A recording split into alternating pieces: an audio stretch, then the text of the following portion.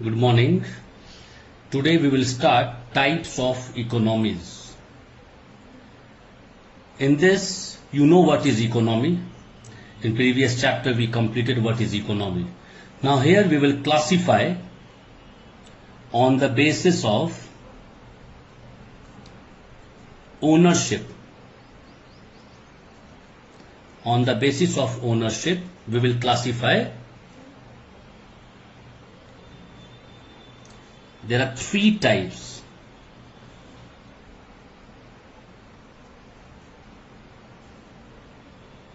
First, capitalist, then socialist, and last one is mixed economy.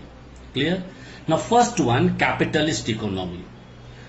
Capitalist economy is also known as free economy, or it is also known as laissez-faire economy. Laissez-faire economy, and also known as capitalism. Alright, all are same. Now what is capitalist economy? First question, what is capital? It is an economy where non-interference of government takes place. This means government will not interfere what you are doing. Now why? Because you are investing your own capital. Alright, this means private capital. Private capital will be there. Non-interference of government. Government cannot interfere anything in this one. Why? Now, non-interference doesn't mean that you can do whatever you feel like. Alright. You have received license of something and you are doing some other work, government will intervene. If you are not doing anything else what you have accepted as a license, you can go ahead with your business, government will not interfere little bit also. Clear? Now, where it takes place? Maximum you can see it is in UK. It is in UK. After that, it is in Japan. Alright. In Germany. And many more places are there where this type of economy is there. Clear? Now, what are the features? What are the features of capitalist economy? Features of capitalism. First feature, private property and inheritance. What is private property and inheritance? Everybody you know is having right to acquire private property and pass it on to the next of higher after death. Suppose I invested capital in my own business and I am no more. My legal heir will be my son. Alright, this is private property because it was a private property, and inheritance will be my son. Clear? This is the private property and inheritance in capitalism. Second one, freedom of enterprise and contract. Now what do you mean by freedom of enterprise and contract? See, here you are free to choose your occupation. Alright. And as per your training, as per your skill, as per your ability, you can start any business. Alright.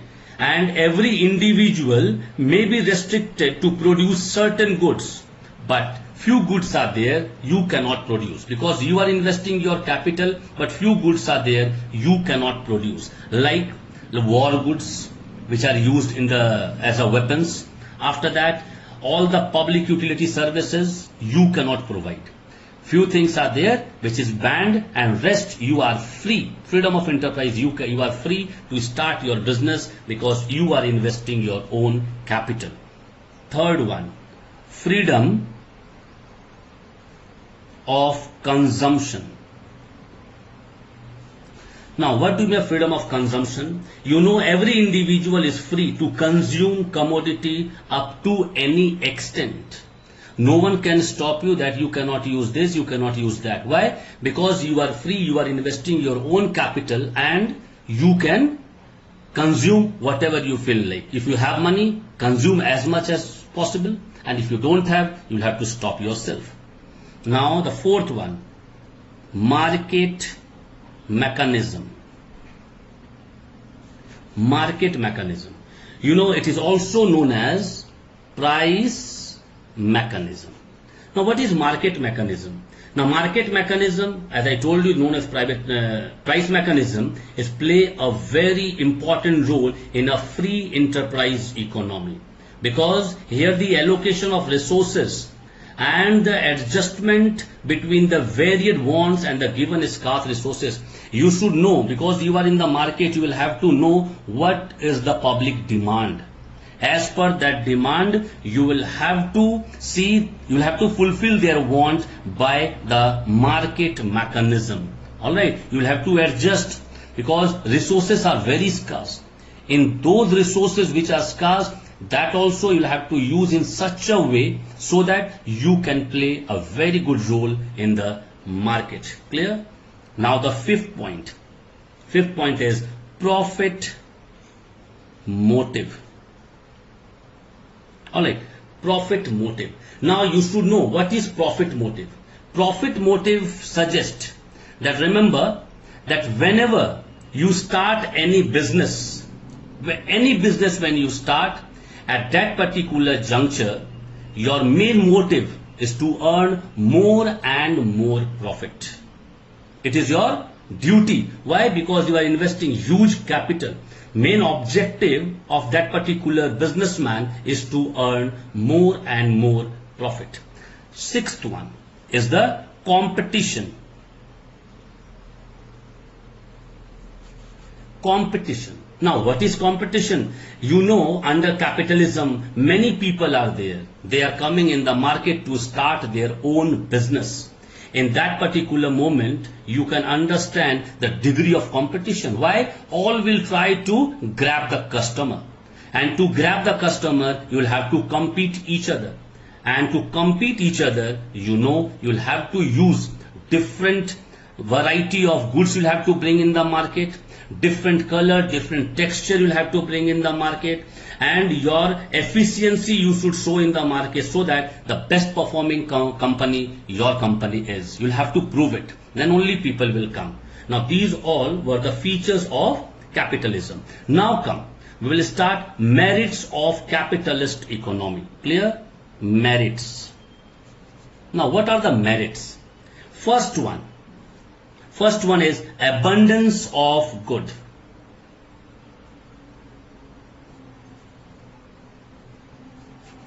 Now, what do you mean by abundance of goods? In capitalist economy, the producer produces such goods which have higher margin of profit. Every time you keep note, because if I am selling AC, in one AC I am getting maybe 4,000, 5,000, 6,000 rupees as a profit.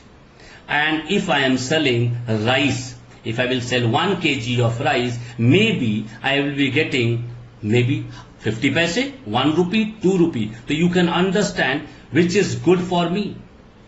Alright, selling AC or selling rice? Obviously, you will say selling AC because you are earning huge amount in that one. So abundance of goods, you should know that because producer, when they produce any goods, they see first the demand in the market. Second point, which is very important, best resources utilization. Best resources utilization. Now, what do you mean by best resources utilization? In capitalist economy, the country resources are used in a more efficient manner. You know, because every person work in his own interest. Own interest means, your capital is involved in that one. It is not a public sector where government is investing money. All right, whatever we are doing is doing. All right, resources are lying here and there to line. You can take example of any private school. Even the small piece of chalk, if it is lying somewhere, we use that also to write in the board. But when you go to the government school, if a big chalk lying here and there in the ground, they will not pick it up. Clear? This is known as best resources utilization. Third one is technological progress. Now, what is technological progress?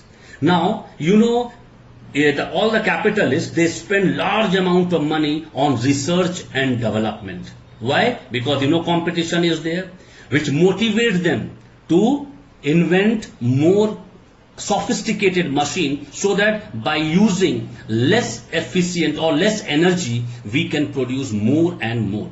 You can say today, when you will go to the market to purchase maybe washing machine, or you will be going market to purchase refrigerator, what we see? We see the star first.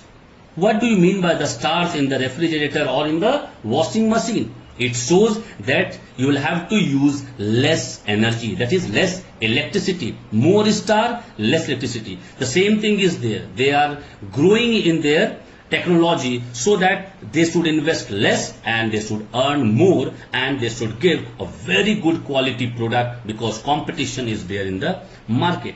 Now the fourth point is a cheap and best goods. What do you mean by cheap and best goods? Now, under capitalist economy, because the capitalists, when they invest money, they invest in a very big amount. They are known as large scale industry they start. Now, low cost goods are also available to the consumer, because many consumers are there, they are below poverty level, from where they will bring huge amount. So they are bringing product for them also. So cheap goods are there for those people who can invest very less amount. But standard quality products are also there, because competition is there in the market. So you should know that when competition is there, so obviously people, they produce all those standard quality product because they'll have to compete with each other. And the number fifth one is incentive to hard work. This is very important. Incentive to hard work. In capitalism, when people, they put in their hard effort, so they are paid for that. In public sector, you will be not getting all those things. Here what happens, when in capitalism, when the people, they work, all right, when they put in their hard work to produce more and more good in a less time, they are paid more by the entrepreneur. Entrepreneur means one who take the risk. After that, sixth point. Sixth point is economic freedom. Now, what is economic freedom? Now, producer will produce the goods according to their choice. This is freedom. Because economic means related to money. You are investing money. You are free to start any sort of business. This is known as economic freedom. Now, the seventh point. The seventh point is increase in production and standard of living. Increase in production and standard of living. Now, what do you mean by this one? See, this is the chief merit. This is the merit of capitalism. Why? Because it led to a large increase in production and national income. They gave hell lot of national income to the country. Now, this enable us, the country, to raise the standard of the living of the people. Now, after engineering, what the student they do? They go to private organization, and after certain time, again they switch over to different company. Why? Because they want to establish themselves in such a way so that their standard of living should increase. Because initially when you are joining any company, you are paid very less. and as you are switching from one company to other, you will be paid more and more, and obviously when you are earning more, your standard of living will increase. Clear? Now we will start the demerit of capitalist. Demerits of capitalist. Now, what are the demerit of capitalist? First one, very important, inequalities in the distribution of income and wealth. Alright, this is very important. In capitalism, what happened? There is a vast inequality in distribution of income and wealth. Because see, I am giving you example of 4 schools of Dhanbad. Alright, the first one De Noblis School, second DAV, third Carmel, and fourth JNMS. I am teaching standard 10 of in De Noblis School, economics subject. Same teacher, alright, same subject in other school, they are teaching in standard 10. My salary, Carmel salary, DAV salary, JNMS salary will be different. Now question come, why it is like this? Because it is a private organization. Capitalists, they have invested their own capital. You cannot ask them, you will have to pay the same salary. And because of that, inequality in the distribution of income and wealth take place in capitalism. Second point, class conflict. Class conflict.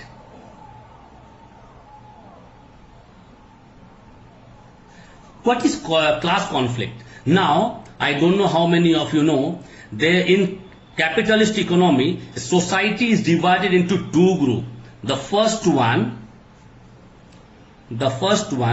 is haves, and second one is have-nots. Now, what is haves and what is have-not? Now, you know, many a time there is a disharmony, there is an unrest among the workers. Now, why this unrest is there? And they go for lockdown, they go for a strike. Now, this is known as class conflict, and this affects the business too much. Why? Because lockdown, obviously you know, if there will be lockdown in the company, that day production, suppose one company is producing in one day 50,000 unit and 2-day lockdown took place, this means 1 lakh unit they have not produced. So this have and have not. Now this question comes in our mind, whether to go for strike or not to go for strike. This is known as have or have not. Now come the third point. The third point is unemployment. Unemployment. What do you mean by unemployment? Now, there is always a possibility of overproduction.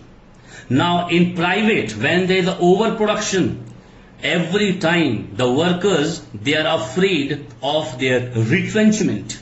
Now, if they will be retrenched, if they will be removed, you know unemployment will take place. Because production is too much and stock is full. Maybe stock is there for 6 months or 1 year. Why they will pay the worker 1 year payment like this only?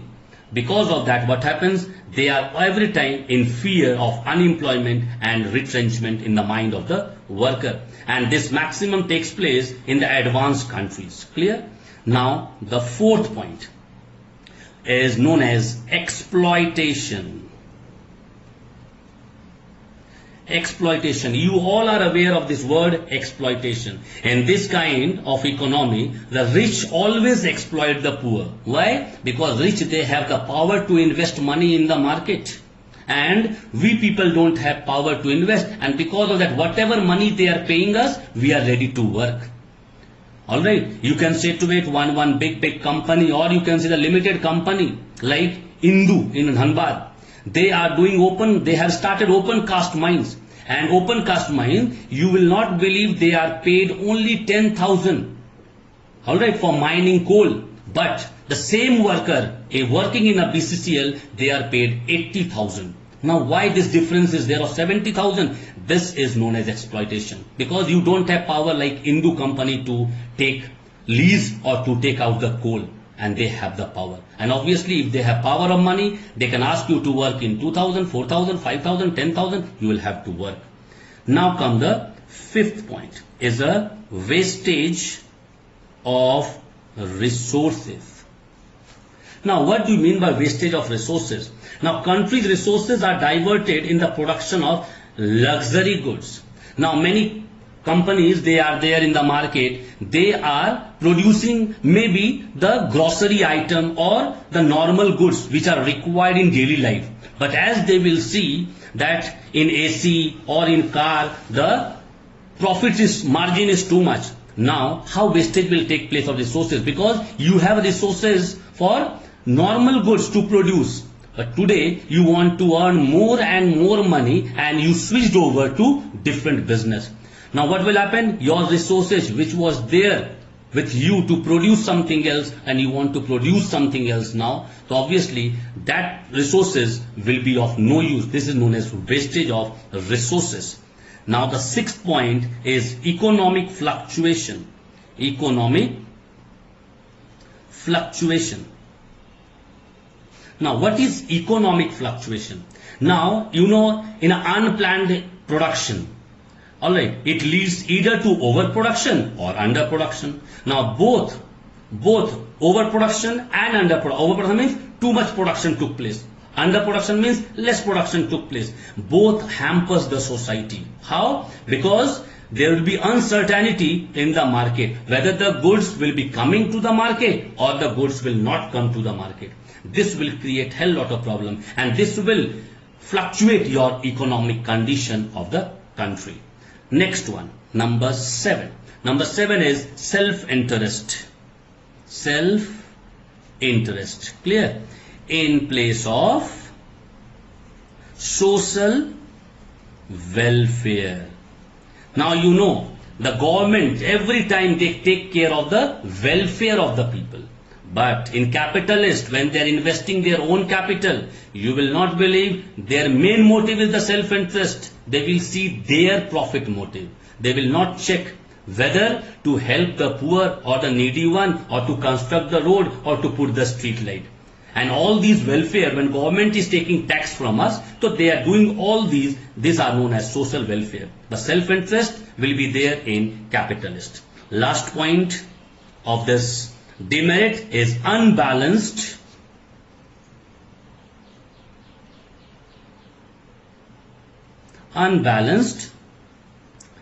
development.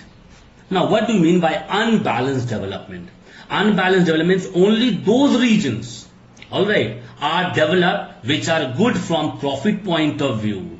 Alright, with this reason, some part of the country are more advanced and developed, and the other parts are underdeveloped. When company, they will start their business, alright, more and more money. And because of that, what happens? That particular moment, they will select all those areas where they can earn good amount. They will not select all those areas which are backward, because from there they will not able to earn more profit. This is known as unbalanced development. This means they will develop all those areas which are already developed, but not all those areas which is not developed. In next topic, we'll start socialist economy.